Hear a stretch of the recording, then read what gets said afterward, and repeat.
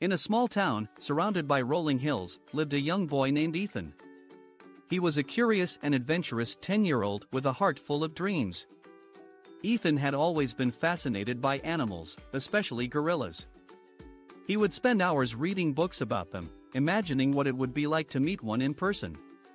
One sunny afternoon, as Ethan was exploring the woods near his house, he stumbled upon a hidden clearing. To his amazement, there stood a magnificent gorilla, towering over the trees. The gorilla had a gentle expression on his face, and Ethan felt an instant connection with him. He named the gorilla Harper and knew that their encounter would be the start of a remarkable friendship. Ethan visited Harper every day, bringing him bananas and sharing stories about his adventures. They would play hide-and-seek and have imaginary tea parties. Ethan felt a warmth and comfort in Harper's presence that he had never experienced before. One day, when Ethan returned to the clearing, he noticed that Harper seemed weaker. His once vibrant fur was now dull, and he moved with a sluggishness that worried Ethan. He knew something was wrong.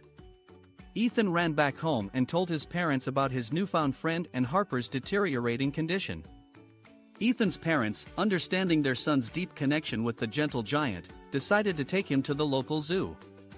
They hoped that the zookeepers could provide some insight into Harper's illness. The zookeepers examined Harper and sadly informed Ethan and his parents that he was suffering from a rare disease. There was no known cure, and Harper's time was limited. Ethan couldn't bear the thought of losing his dear friend. He spent every waking moment with Harper, cherishing their time together. They would sit under the shade of the trees, watching the birds fly by, and sharing their hopes and dreams.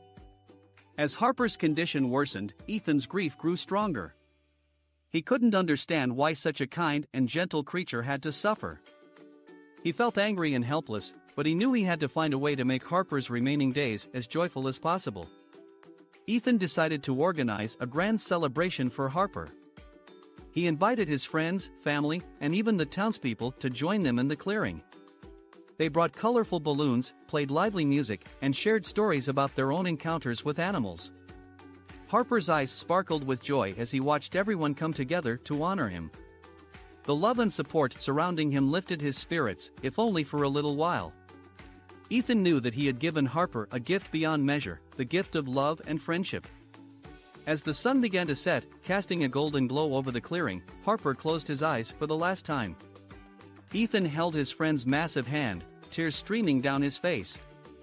He whispered his final goodbye, promising to never forget the lessons Harper had taught him about love, resilience, and the importance of cherishing every moment. Ethan returned to the clearing every day, even after Harper was gone.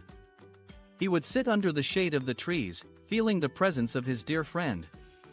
The memories they had shared would forever be etched in his heart, reminding him of the power of love and the beauty of the natural world. Years passed, and Ethan grew into a compassionate young man. He dedicated his life to protecting and conserving wildlife, inspired by the bond he had shared with Harper. He knew that even though Harper was gone, his spirit lived on in the hearts of those who had been touched by his gentle nature. And so, the story of Ethan and Harper, the gentle giant, became a legend in their small town.